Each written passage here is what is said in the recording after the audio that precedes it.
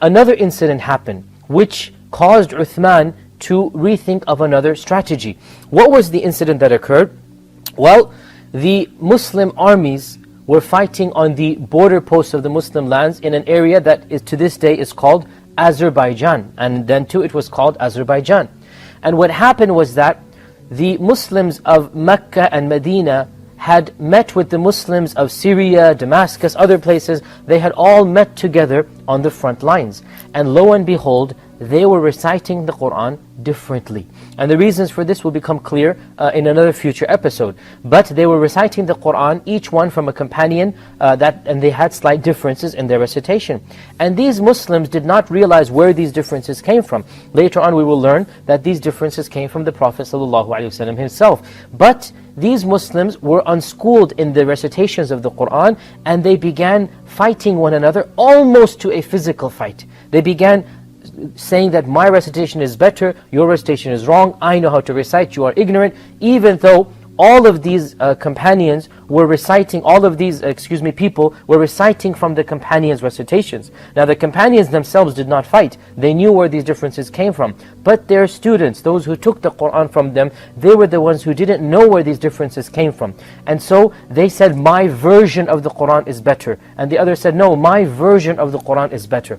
And so a companion who was present there by the name of Hudayfa ibn al-Yaman, he said, O Muslims, what are you doing? Are you going to fight like the Jews and Christians fought over their books, that they have different versions and different scriptures? O Muslims, this is the one Qur'an of the Prophet ﷺ, and these differences are not to the level of different versions, they're different recitations. And so the Muslims understood what was going on, and so they stopped fighting amongst themselves. But Hudayfa thought that unless I do something, unless we prevent this from becoming even worse, then the ummah will start fighting and bickering, and each one will then try to form a different version of the Qur'an. So he rushed home back to Medina, and he entered in upon the Caliph Uthman ibn Affan radiallahu ta'ala, and he said, O Khalifatul Amir, O Amir al-Mu'mineen, O leader of the faithful, you must do something to prevent future generations from fighting over the book of Allah. One group says my version, the other group says my version. You must standardize the Qur'an such that everybody writes the same spelling, the same script, the same pronunciation. Everything should be the same. So Uthman ibn Affan called a gathering of all of the companions, and Hudayfa ibn al-Yaman spoke to them and explained to them that unless we do something and standardize all of the copies of the Qur'an into one standard copy, then we are going to face difficulties down the line. So all of the companions agreed to this, and so Uthman ibn Affan recalled the Mus'haf that was written by Abu Bakr as-Siddiq, and he ordered a committee to be formed, and this committee was composed once again of the very same person who was in charge of the first one, that is Zayd ibn Thabit, and then as well 3 or 4 other members were added who were very knowledgeable of the Arabic language and of the dialect of the Quraysh. And this time Uthman said, make 5 copies, not just one, and write it in the spelling of the Quraysh, because the Qur'an was revealed in the dialect of the Quraysh. So write it in the spelling of the Quraysh and make 5 copies. And so this committee gathered together, and within the period of a few months they made 5 different copies of the same Mus'haf Abu Bakr. They made 5 copies. And then Uthman ibn Affan radiallahu ta'ala an sent each copy to one of the famous provinces of the Islamic Empire, the Islamic Caliphate. He sent a copy to Damascus, he sent another copy to Kufa in Iraq. So each of the provinces, they got one of the copies, and along with a copy, he sent one of the famous reciters of the Qur'an as well.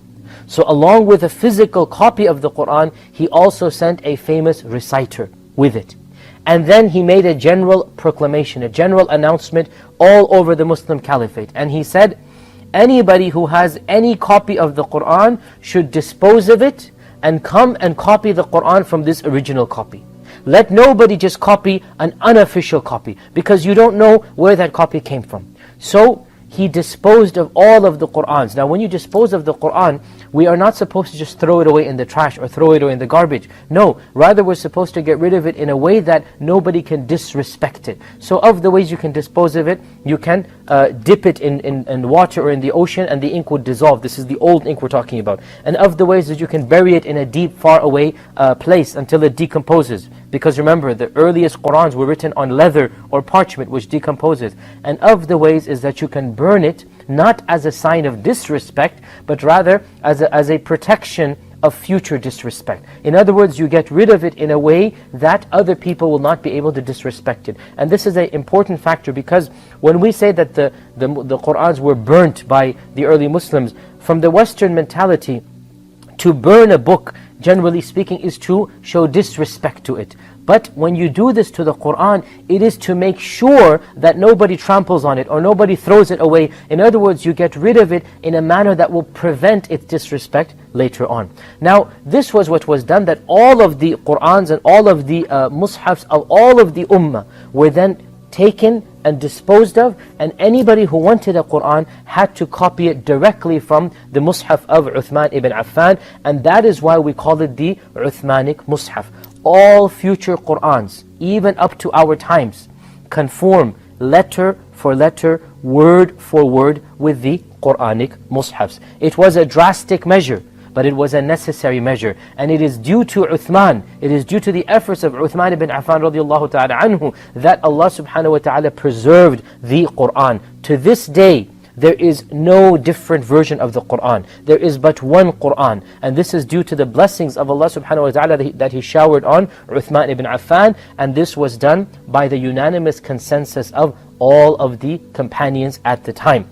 Now, the Qur'ans at that time were written in a very ancient script. It is called Kufic script. And that script was not having dots or vowels on it. The dots and the tashkils were added later on in the 2nd and 3rd centuries of the Hijrah. And this was done to facilitate the readings of the Qur'an. And it is narrated that the first person to add diacritical marks, i.e. what we call tashkil, the fatha, kasra, dhamma, the first person to do so was a person by the name of Abu al-Aswad ad-Du'ali. And Abu al-Aswad ad-Du'ali was a person who lived in the 1st century of the Hijrah, and a student of Ali ibn Abi Talib, and he used to add dots in specific places to take the place of fatha, kasra, dhamma. So he would put a dot below the letter if it was a kasra, a dot above the letter if it was a fatha, and a dot after the letter if it was a dhamma. And later on, people began to differentiate between the various letters of the Arabic alphabet. The early script of the Arabic alphabet did not have dots on the letters. So a fa and a qaf could only be told apart by context, and a ba and a ta and a tha could only be told apart by context, and a ha and a kha could only be told apart by context. Later on, people developed a more sophisticated script. And so until our times, the most common script that we use is called the Naskhi script. Now, I wanted to show you some of the earliest copies of the Qur'an that we have that are still present in our times. And of the copies of the Qur'an that we have, if we can see on the screen here,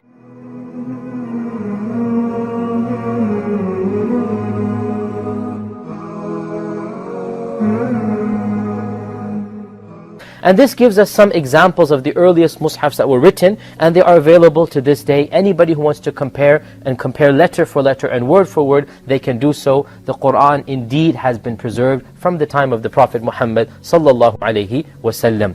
Even though the ayat and surah are from Allah subhanahu wa ta'ala, certain aspects the Prophet sallallahu alaihi wasallam also informed us about. And of them is, where does an ayah begin and end? The Prophet ﷺ did not sit down and say, this surah has this many ayat. This is very rare. Only once in a while. For example, Surah Al-Fatiha, Allah says, this is a verse that is 7. This is a surah that is 7 verses, Sab' al-Mathani.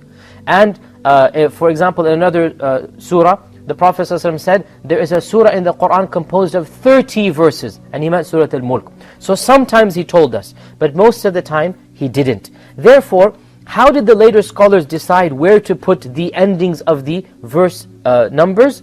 The response, wherever the Prophet ﷺ stopped regularly, this is what they took to be the ending of a verse. But you see, sometimes he would stop at different places. sometimes he would run out of breath at one place, and other times he wouldn't run out of breath there. So he would stop occasionally on some verses and occasionally not. And this difference of opinion exists to this day in the Ummah. We find certain recitations of the Qur'an, they have slightly different numberings of verses than other recitations. And we'll talk about recitations in a future episode. But for now, I want you to realize and remember that the number of verses in the Qur'an depends upon the recitation, called in Arabic the qira'ah, that you are reciting. Now the most common qira'ah that people who are living in English-speaking lands in Western countries, most of the world that follows, it is called the qira'ah of Hafs and Asim. And this qira'ah of Hafs and Asim, it has 6,236 verses in the Qur'an.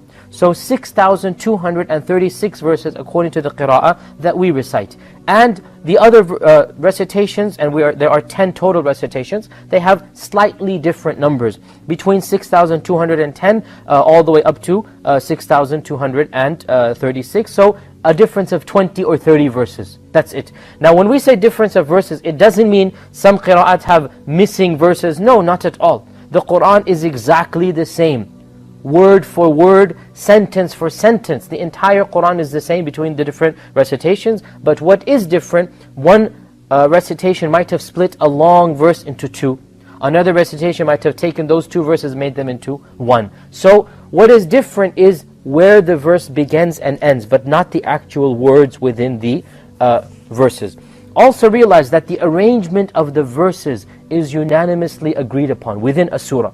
The arrangement of the verses, in other words, when you're reciting the Qur'an, you're reciting the verses, it is exactly the same in all of the recitations by unanimous consensus of all the scholars of Islam. There is no opinion of a scholar that this verse should go in Surah Baqarah instead of Ali Imran, or this verse should be in Surah Al-Fil instead of Surah Al-Nas. No such thing.